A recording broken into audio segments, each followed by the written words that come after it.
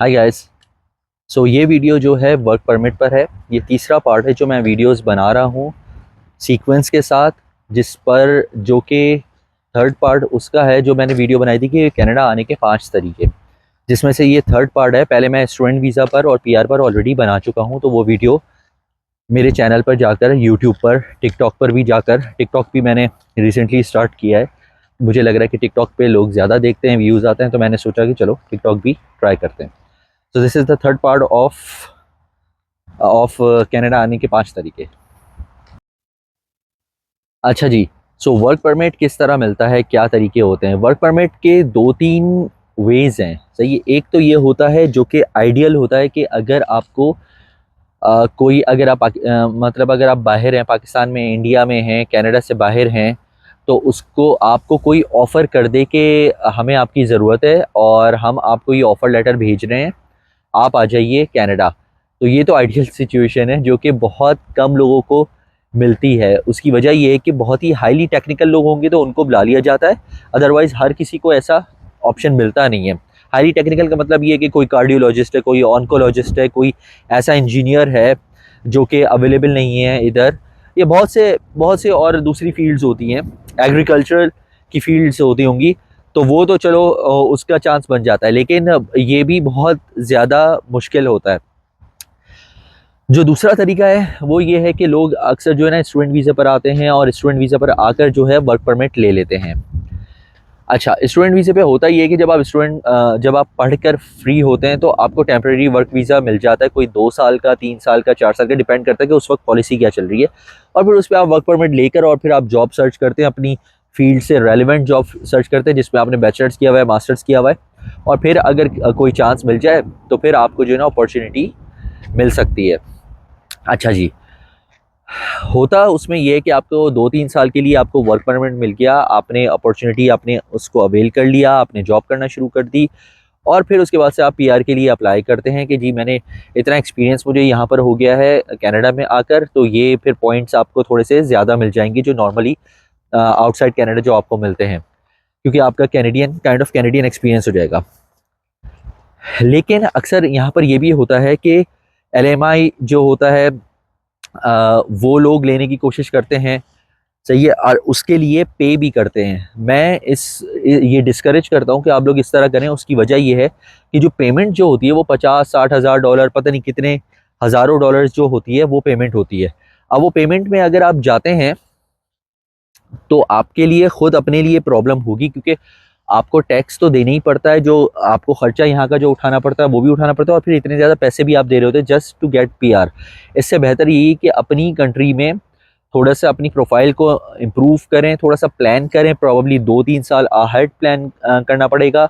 Bank account maintain रखें, jobs ऐसी करें या एक्सपीरियंस ऐसा लें जो कि क्वालिफाई होता है और जो कि सालों से क्वालिफाई होता हुआ आया है। आई नो कि मैं बार बार कहता हूँ कि इनकी पॉलिसीज़ चेंज हो जाती हैं, कहने का यही मकसद है कि पॉलिसीज़ तो चेंज हो जाती हैं, लेकिन अगर आप कोई कोई ऐसी फील्ड सेलेक्ट करते हैं जो कि आप देख रहे हैं कि यार 10-15 साल से ये फील्ड तो पीआर पे आ ही रही है और आसानी से आ रही है, तो वो होता है, वो आपके लिए आसानी होती है। तो फॉर एग्जांपल अगर आप यंग है, स्पेशली अगर कोई स्टूडेंट ये देख रहा है या कोई यंग बंदा जो कि 18-19 साल का है, ये आईटी में सिर्फ करना या फिर सिर्फ डॉक्टर बनना या इंजीनियर बनना, सिर्फ वो तो अपनी जगह ठीक है, लेकिन अगर आप प्लान करना चाहते हैं कि आप कहीं भी बाहर जाएं, नॉट ओनली इन कनाडा, तो आप इस तरह प्लान करें कि कोई ऐसी फील्ड लें जो कि इन कंट्रीज़ में काम आती है। इन्वायरमेंटल से रिलेटेड कोई फील्ड हो सकती है, जियोलॉजिस्ट हो सकते हैं, डिपेंड करता है आप कौन सी कंट्री में जा रहे हैं। मैं सिर्फ पाकिस्तान के लिहाज से बात कर रहा हूँ। पाकिस्तान में अक्सर जो है ना चंद ही फील्ड होती हैं, और लोग जो है समझते हैं कि बस ये जो फील्ड है इसी में करेंगे तो कामयाब होंगे। नहीं, दुनिया कहीं से कहीं पहुंच गई है, दुनिया बहुत आगे पहुंच गई है, और दुनिया में बहुत सारी और दूसरी फील्ड्स भी हैं, तो उसको भी अवेल किया जा सकता है। अच्छा जी, खैर, तो वर्क परमिट पे जब आप आ जाते हैं तो उसके बाद से फिर आपको ज़ाहिर है जॉब्स ढूंढनी पड़ती हैं अपने लिहाज से कि यार मेरे लिहाज से कौन सी अच्छी जॉब है जो कि मुझे जो है पीआर दिल पाएगी। और उसके लिए फिर ज़रूरी ये होता है कि वो जो जॉब है, वो यहाँ पर उसकी डिमांड भी होनी चाहिए। तो फॉर एग्ज़ाम्पल अगर आप स्टूडेंट हैं और आपने किसी ऐसी फील्ड में किया हुआ है जिसकी यहाँ पर डिमांड है, तो फिर तो आपके जॉब मिलने के चांसेस भी बन सकते हैं। The only issue is that कि आपको वो रेलेवेंट जॉब ढूंढनी पड़ेगी। अक्सर लोगों का ये होता है कि जब वर्क परमिट पे वो होते हैं तो उनकी कोशिश ये होती है कि वो जिस जगह पे रह रहे हैं वहीं पे रहते रहें। मतलब बड़े शहरों की मैं बात कर रहा हूँ, स्पेशली टोरंटो में, कैलगरी में। लेकिन अगर आप छोटे शहरों में मूव होंगे, जैसे मैंने अभी रिसेंटली देखा कि सैस्काटून में जो है ना काफ़ी लोग आना शुरू हो गए हैं, ठीक है। और काफ़ी ऐसे स्टूडेंट्स हैं जो कि उधर टोरंटो से थे, ओंटारियो में थे, उनको वहाँ पे अपॉर्चुनिटी मिली थी, नहीं मिली तो यहाँ पर वो आना शुरू हो गए हैं ताकि यहाँ पर किसी तरह उनको SINP मिल जाए। SINP क्या होता है? SINP बेसिकली ये होता है कि कोई भी एम्प्लॉयर आपको जो है ना सेलेक्ट करके बोलता है कि ठीक है, आपको हम रख लेते हैं और हम आपको SINP भी देंगे, तो वो 600 पॉइंट्स आपको मिलते हैं और फिर आप PR क्लेम कर सकते हैं। इसी तरह और भी छोटे शहर हैं, नॉर्दर्न सस्कैचुअन में बहुत सी ऐसी जगह हैं जहाँ पे आपको आपकी रेलेवेंट जॉब जिसको बोलते हैं वो मिल सकती है। तो लोग जो है, जो अक्लमंद लोग होते हैं वो यही करते हैं कि ऐसे जो छोटे शहर होते हैं इधर वो आ जाते हैं, यहाँ पर आकर जॉब देखते हैं, PR लेते हैं। यहाँ पे जो रिक्वायरमेंट है कि अगर आपने रहना है PR पर तो वो रिक्वायरमेंट पूरी करते हैं और उसके बाद से वो जो है ना यहाँ से मूव हो जाते हैं। तो एक थोड़ा-सा प्लान करें, जब जब भी आप जो है सोच रहे हैं कि वर्क परमिट पे आपको आना है, ये ज़हन में रखें कि इतना आसान नहीं होता वर्क परमिट पे रहना, क्योंकि आपको फैसिलिटीज़ बहुत ज़्यादा नहीं मिल रही होती। आपको हेल्थ इंश्योरेंस लेना पड़ता है, आपको आपको मतलब टैक्स भी देना पड़ता है, फिर आपको घर भी लेना पड़ता है। गवर्नमेंट सपोर्ट एज़ सच नहीं होती क्योंकि आप PR पर नहीं हैं। अगर आप PR पर होंगे, अगर आप सिटीज़न होंगे तभी आपको बेनिफिट्स मिलेंगे, वरना आपको उतने बेनिफिट्स नहीं मिलते हैं। तो अक्सर लोग सोचते हैं बस किसी तरह पहुंच जाए कनाडा, तो यंग एज में तो अच्छा है, लेकिन जो थोड़ी सी जिनकी एज हो गई है, मैरिड हैं, सेटल्ड हैं, उनके लिए तो मैं यही सजेस्ट करूंगा कि अगर आना है तो PR पर आएँ, वरना बेहतर ये है कि जहाँ पर रह रहे हैं वहीं पर रहें। क्योंकि मैं स्टूडेंट लाइफ गुजार चुका हूँ तो मुझे इस बात का बहुत अच्छी तरह अंदाज़ा है कि स्टूडेंट लाइफ या इवन अगर वर्क परमिट भी होता है, जो लड़के हमारे साथ जो टेम्परेरी वर्क परमिट पे भी थे ऑस्ट्रेलिया में, उनको भी स्ट्रगल करना पड़ता था। लेकिन वो स्ट्रगल, बस फ़र्क सिर्फ ये आता है क्योंकि आपको स्टूडेंट फ़ी नहीं देनी होती, बाकी तो स्ट्रगल मोरलेस वैसा ही है। सो इस चीज़ का ज़रूर ख्याल रखें।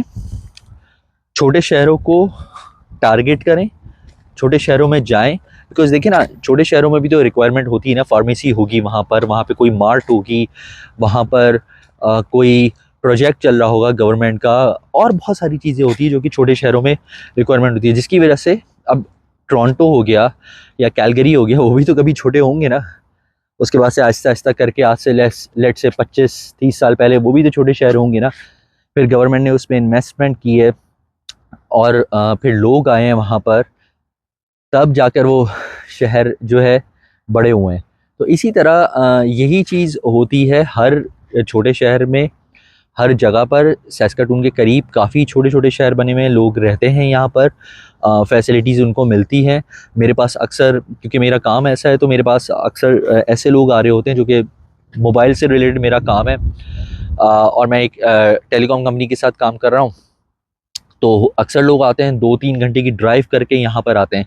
आई नो उनके लिए भी एक स्ट्रगल होता है, लेकिन अगर कोई स्पेशली वो तो सिटीजन्स होते हैं यहाँ के, लेकिन जो स्पेशली PR के लिए कोशिश कर रहा है और उसको काम भी चाहिए, वर्क परमिट पर है, सही है, वर्क परमिट चाहिए उसको, तो वो अगर इमेजिन करे कि अगर वो एग्रीकल्चर में कुछ करता है और किसी ऐसी जगह जाके काम करता है जहाँ पे उसको वर्क परमिट भी मिल जाए, जॉब ऑफर भी मिल जाए, उसके बेस पर उसकी PR भी हो जाए, तो उससे ज़्यादा अच्छी क्या चीज़ हो सकती है। तो आई थिंक ये वीडियो का मकसद जो है वो यही है कि वर्क परमिट लीगली लें। किसी को पैसे देकर वर्क परमिट लेना is not a good idea. पैसे आप बहुत दे रहे होंगे और पैसे बहुत ज़्यादा वेस्ट कर रहे होंगे अपने। अगर इवन PR मिल भी जाए तो अगर आप लॉन्ग टर्म में सोचें तो काफ़ी ज़्यादा पैसे आप दे रहे होंगे। तो बेहतर तरीका यही है कि थोड़ी सी आइल्स पर मेहनत करें, बैंक बैलेंस अपनी कंट्री में सही करें और डायरेक्टली जो है कोशिश करें कि PR पर आ जाएं। अब जिसके पास ऑप्शन है ही नहीं कि वो जो है PR ले सके फॉर वॉट एवर रीज़न, चाहे एजुकेशन हो, चाहे पैसे हों, चाहे और चीज़ हो, तो फिर तो उसके लिए स्टूडेंट या वर्क परमिट वाला ऑप्शन फिर भी बेहतर है। लेकिन जो कोशिश कर सकता है, क्योंकि अक्सर मैंने ये देखा है कि लोग एफर्ट नहीं करना चाहते और उनकी कोशिश होती है बस किसी तरफ हम जो है ना कनाडा पहुंच जाएं और उधर करके और उधर जाकर जो है ना हम सब कुछ कर लेंगे, तो वो एक अलग किस्म का स्ट्रगल है। आई होप कि ये वीडियो पसंद आएगी। चैनल पर सब्सक्राइब करें मुझे। टिकटॉक पर भी मैंने अभी शुरू कर दी है, टिकटॉक पे भी डालूंगा मैं, और यूट्यूब पर तो मैं डालता ही हूँ। Thank you for watching.